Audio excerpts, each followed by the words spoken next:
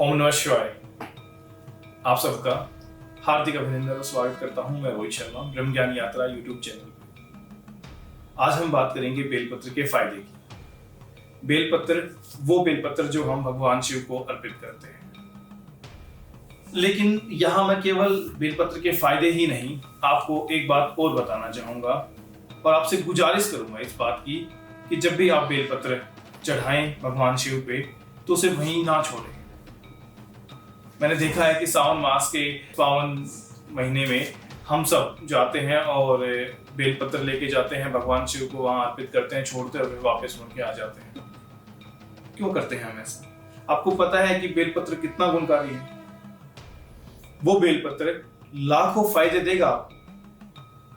सबसे अच्छा और उत्तम प्रसाद है वो भगवान शिव का।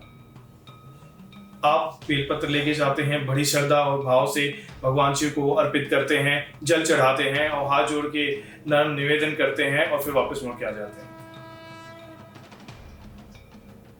इस सावन मास के दौरान और हर सप्ताह सोमवार के दिन भगवान शिव पे बेलपत्र अर्पित होते हैं और लाखों बेलपत्र वहां ऐसे ही सड़ जाते हैं। जिसे आपने भगवान को प्रसाद स्वरूप दिया, जिसे आपने भगवान को अर्पित किया, वो बेलपत्र फिर पुजारी हर एक मंदिर से उठा के उन्हें सड़ा के गला के एक तरफ फेंक देते हैं। वो गल सड़ के खाद के रूप में भले ही प्रयोग हो जाए, लेकिन किसी को स्वास्थ्य लाभ नहीं दे पाते।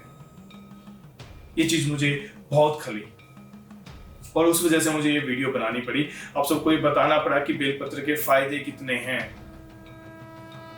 वो बेलपत्र जो आप भगवान शिव पे अर्पित करते हैं, चढ़ाते हैं, वो उसकी गुणवत्ता से कहीं ज्यादा उत्तम हो जाता है जब वो एक बार शिवलिंग को छू लेता है। उससे उत्तम कोई प्रसाद नहीं है। क्यों श्रावण मास के दौरान और हर सोमवार को हम लाखों बेलपत्रों को ऐसे ही सड़ने देते हैं, जिसमें वो सबसे उत्तम औषधि है। तो मेरी आप सबसे गुजारिश है कि बेलपत्र को वहां भगवान शिव पे ना छोड़ें।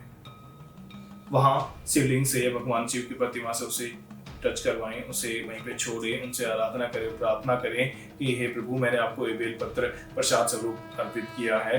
हे प्रभु, आपकी अगर कृपा हो, आपकी दया हो तो मैं इस बेलपत्र को आपके आशीर्वाद स्वरूप ले लूं और उम्मीद करूं कि आप मेरे पे हमेशा अपनी कृपा बनाए रखेंगे।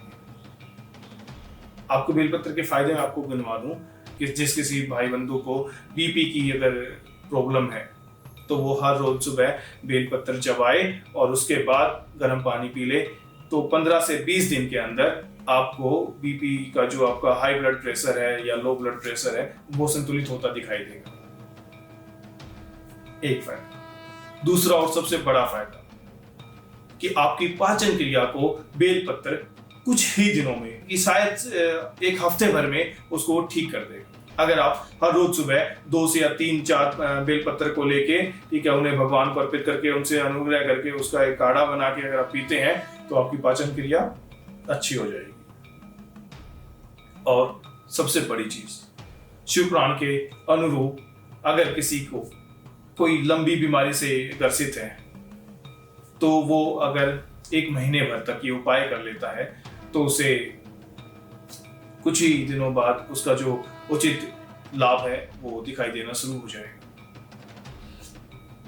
चौथा और सबसे अच्छा जो उसका बेलपत्र का प्रयोग हो सकता है वो ये है कि अगर आपका बच्चा बुद्धि से क्षीण है, अगर आपको लगता है कि आपका बच्चा अच्छे से पढ़ाई नहीं कर पा रहा है, उसकी रुचि नहीं है, ठीक है, तो उसे सुमार्ग पे लाने के लिए आप ये क्रिया करें कि 15 से 20 दिन तक कम से कम हर रोज सुबह उसे शिव मंदिर लेके जाएं और बेलपत्र उसके हाथ से अर्पित करवाएं। उसे बोले कि हाथ जोड़ के भगवान के सामने वंदन करो, निवेदन करो कि हे प्रभु, मुझे सुमार्ग पे चलाएं और ताकि मैं गुणवान बन सकूं, ताकि मैं आपकी शरण में रहूं और आपका नाम पूरे संसार में फैला सकूं।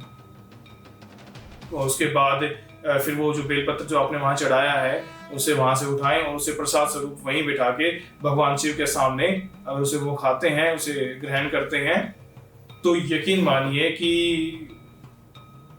एक सप्ताह भर में जो आपको आपके बच्चे में जो चुस्ती और स्फूर्ति दिखाई देगी वो किसी चमत्कार से कम नहीं होगी। तो मेरा आप सबसे अनुरोध है कि बेलपत्र जैसी गुणवत्ता वाली चीज को ऐसे ही बर्बाद ना करें। लाखों दवाइयों में काम आता है बेलपत्र, और वो जो भगवान शिव को छू के अमृत बन जाता है, आप उसे वहीं छोड़ के बर्बाद होने देते हैं। ये चीज बहुत ही गलत है। बेलपत्र का नियमित रूप से आप काढ़ा बना के पिए, या फिर अगर ऐसे ही चबा लें तो भी कोई हर्ज नहीं है उसमें। मैं हर रोज करता हूँ। मैं सुबह जब भगवान शिव के आराधना के लिए जाता हूँ तो उन्हें बेलपत्र अर्पित करके और बेलपत्र को वापस उठा लेता हूँ, फिर चबा के वहीं बैठ के खाता हूँ और उनसे दया की भीख मांगता हूँ कि हे प्रभु हमेशा मुझ पर कृपा बनाए रखें। अगर ये चीज आप भी करते हैं तो जो फायदे मैंने गिनवाए वो आपको उचित रूप से दिखाई देंगे। इसी के साथ हर हर महादेव, ओम नमः शिवाय।